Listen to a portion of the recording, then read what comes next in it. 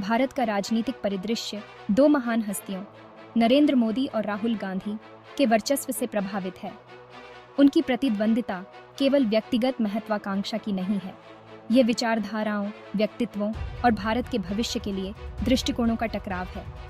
Bharatiya Janata party के स्वनिर्मित करिश्माई नेता मोदी, नेहरू गांधी वंश के वंशज और भारतीय राष्ट्रीय कांग्रेस के नेता गांधी के बिल्कुल विपरीत हैं।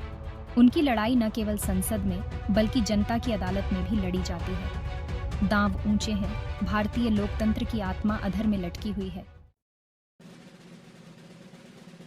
नरेंद्र मोदी की नेतृत्व शैली करिश्मा, निर्णायकता और जनता के साथ एक मजबूत संबंध से चिह्नित है।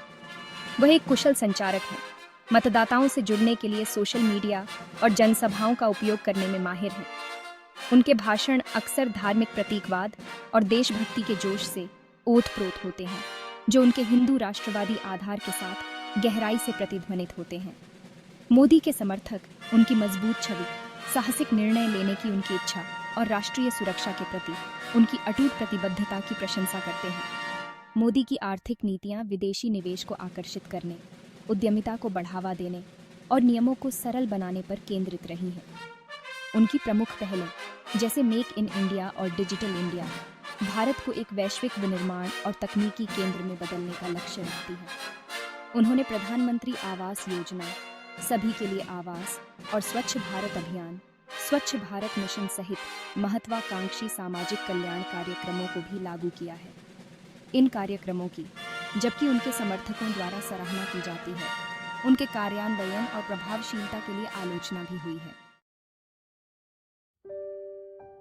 राहुल गांधी की राजनीतिक यात्रा वादे और संघर्ष दोनों से चिह्नित रही है।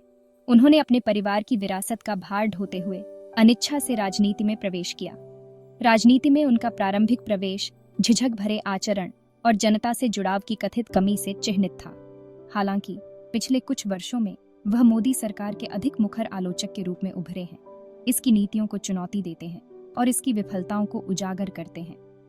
गांधी की नेतृत्व शैली सामाजिक न्याय, समावेशिता और लोकतांत्रिक मूल्यों पर ध्यान केंद्रित करने की विशेषता है।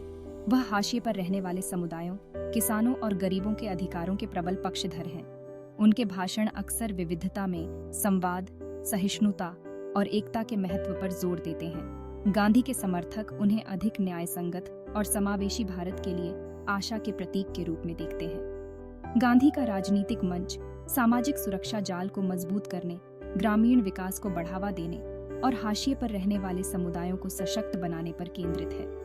वह मोदी की आर्थिक नीतियों के मुखर आलोचक रहे हैं। उनका तर्क है कि वे छोटे व्यापारियों और किसानों की कीमत पर बड़े व्यवसायों का पक्ष लेते हैं।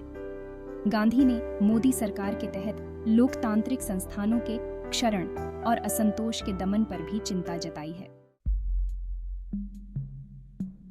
मोदी और गांधी के बीच प्रतिद्वंदिता न केवल राजनीतिक क्षेत्र में बल्कि नीतिगत बहसों के क्षेत्र में भी चलती है।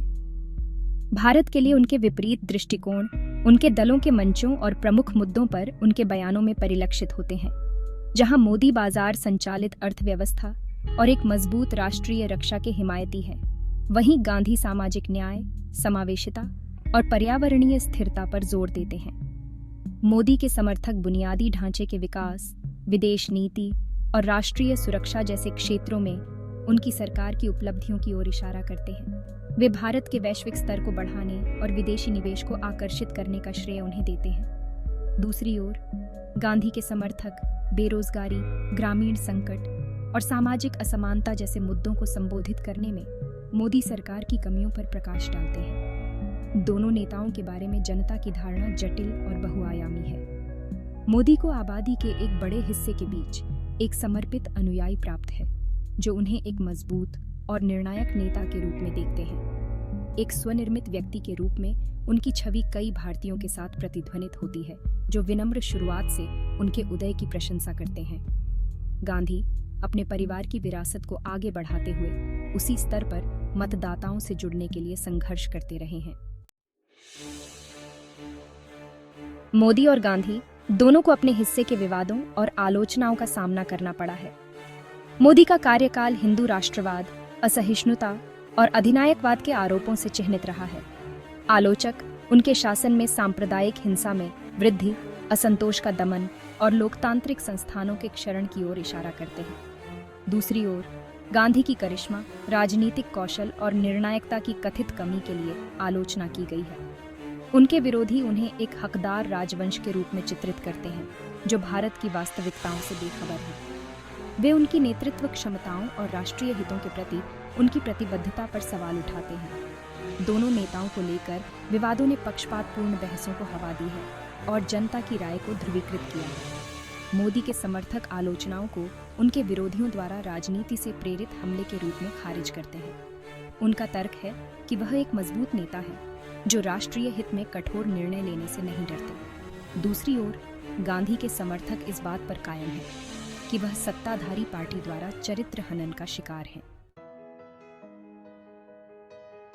मोदी और गांधी के बीच प्रतिद्वंदिता केवल एक राजनीतिक मुकाबला नहीं है, ये भारत की आत्मा की लड़ाई है। राष्ट्र के भविष्य के लिए उनके विपरीत दृष्टिकोणों का इसके लोकतंत्र, इसकी अर्थव्यवस्था और इसके सामाजिक ताने बाने के लिए गहरा प्रभाव है। जैसे जैसे भारत 21वीं सदी की चुनौतियों से जूझ रहा है, उसके द्वारा किए गए चुनाव उसके भाग्य का फैसला करेंगे। आगामी चुनाव दोनों नेताओं के लिए एक महत्वपूर्ण परीक्षा होगी। मोदी अपनी शक्ति को मजबूत करने और हिंदू राष्ट्रवाद और आर्थिक उदारीकरण के अपने एजेंडे को जारी रखने की कोशिश करेंगे।